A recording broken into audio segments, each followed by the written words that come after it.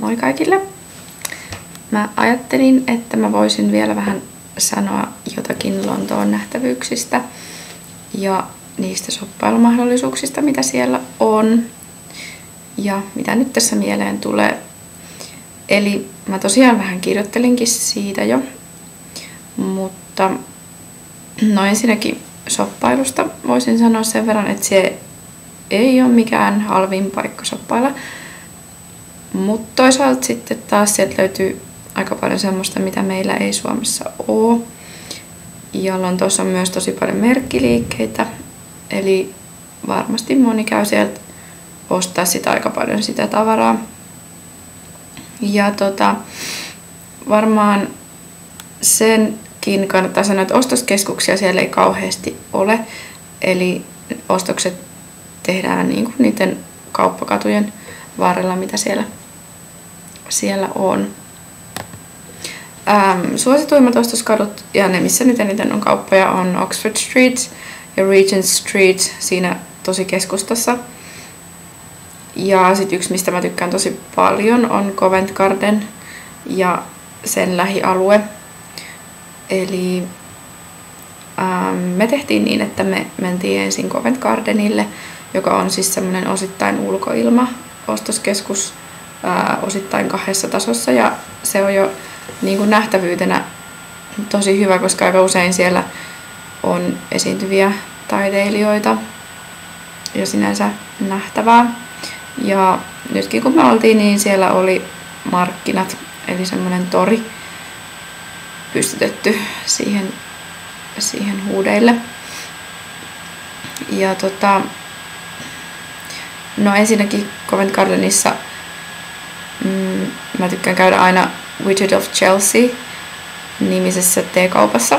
Eli se on sellainen tosi englantilaista.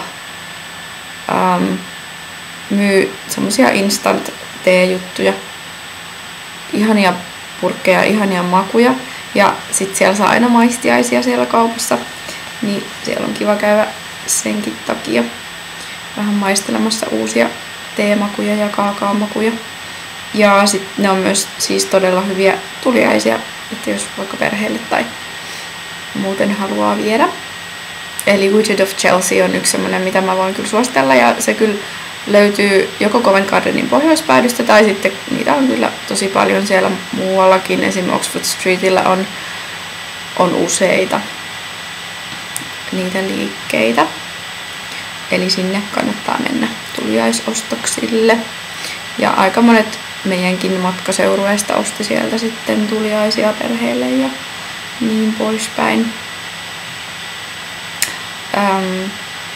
Tosiaan Covent Gardenilla itsessään on jo aika paljon kauppoja ja ravintoloita.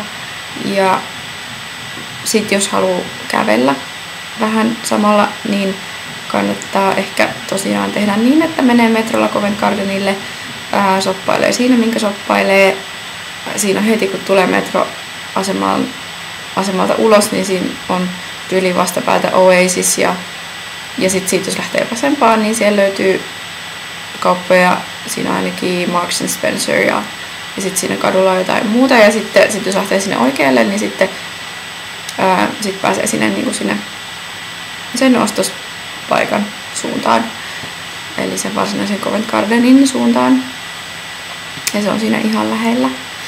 Ja sitten kun on siellä shoppailu, niin sitten voi tosiaan lähteä kävelemään, eli katsoo kartasta vähän ja ottaa suunnan Piccadillyä kohti, tai sitten Tottenham Court Roadin metroasemalle voi mennä, tai Piccadillylle voi mennä myöskin metrolla Covent Gardenista, ja sitten siitä lähtee kävelemään sinne Oxford Street ja Regent Street suuntaan, ja siinä koko ajan löytyy siis kauppoja.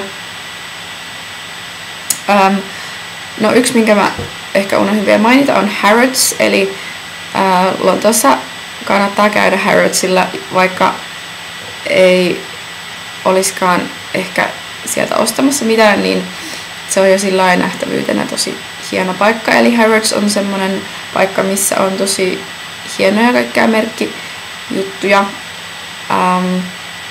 Ja siellä käy niin kuin tosi paljon semmosia rikkaita shoppailemassa.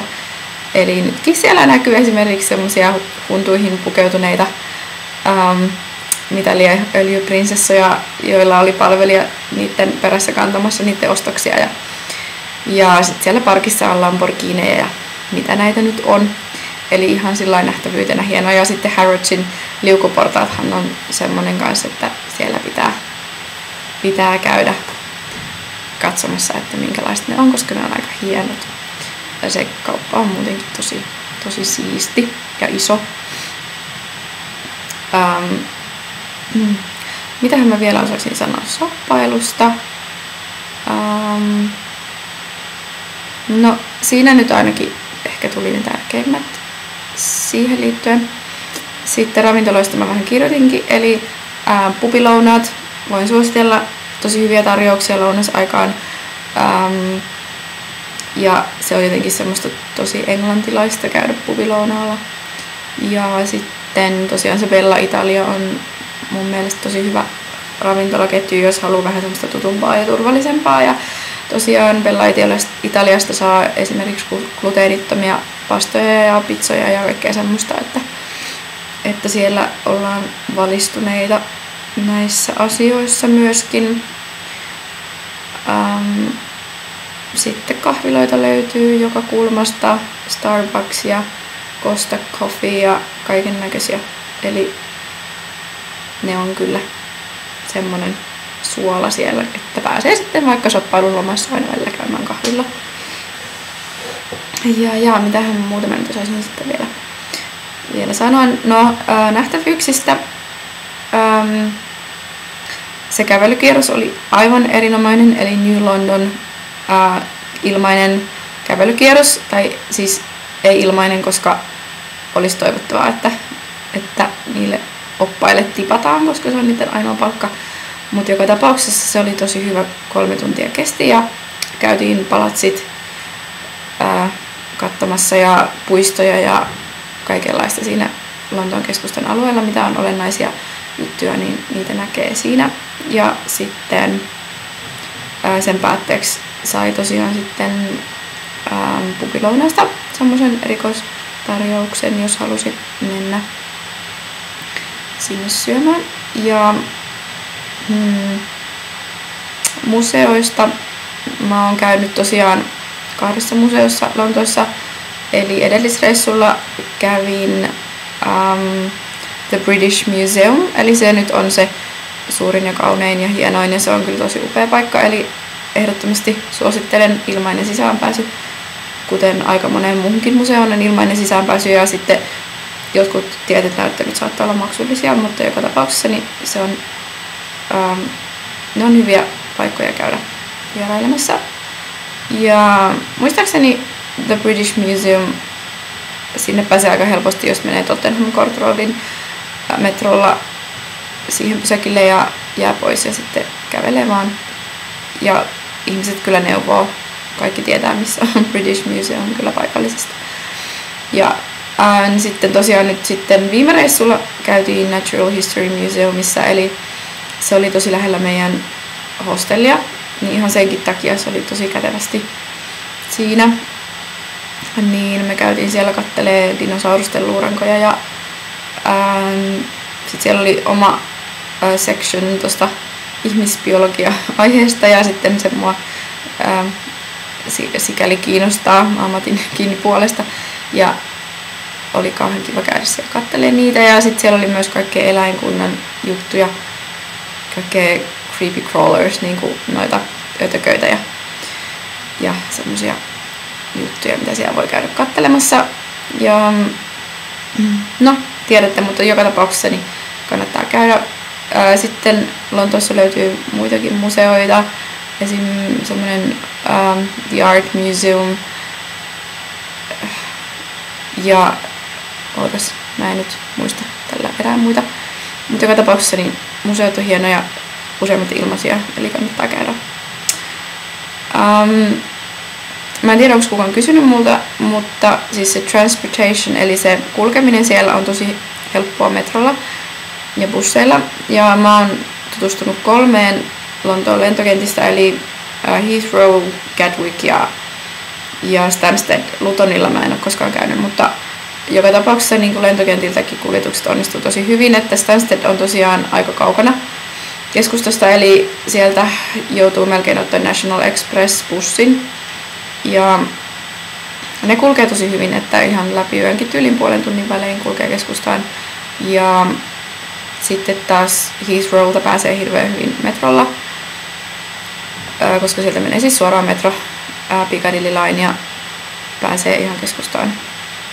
Ja sitten Gatwickiltä taas voi mennä joko junalla ja metrolla tai sitten voi tulla bussilla. Et me nyt ainakin viimeksi otettiin sitten semmoinen bussikuljetus tai se oli oikeastaan vähän niin kuin tilataksi, mikä se oli. Ja se oli tosi halpa siis, olisiko se ollut 8 puntaa.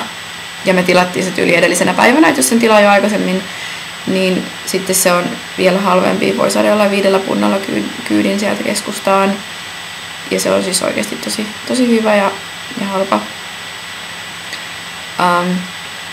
Eli ainakin niin kun sellaisia mä voin suositella. EasyBus oli se firma muistaakseni, miltä me otettiin se Gatwickin kyyti. Tosiaan Lontoossa kannattaa olla semmoinen Oyster Card, eli se on semmoinen yleisen liikenteen kortti. Tän näköinen. Ja niitä saa ostettua sieltä ja se käy sitten metroihin ja busseihin ja siihen ladataan rahaa. Ja sitten sillä voi kulkea siellä tosi vapaasti. Ja mä tosiaan säästin nyt ton kortin, koska mä oon vähän semmonen kutina, että mä ehkä käyn siellä vielä joskus uudestaan. Mutta mielestäni sen pystyy myös palauttamaan, että siitä joutuu maksaa joku pantin silloin, kun sen Oyster Cardin ostaa ja sitten kun sen palauttaa, niin sitten sen pantin saa takaisin. Mutta nyt mun pitää lähteä tenttiin, mutta joka tapauksessa niin kivaa reissua, jos olet menossa Lontooseen ja toivottavasti mun vinkkeistä voi olla jotakin apua ja jos tulee kysymyksiä, niin kysy blogissa tai laita mulle sähköpostia laapalaura@gmail.com. Eli hauskaa Lontoota jokaiselle, joka sinne on menossa ja kivaa viikonloppua teille muille. Moi moi!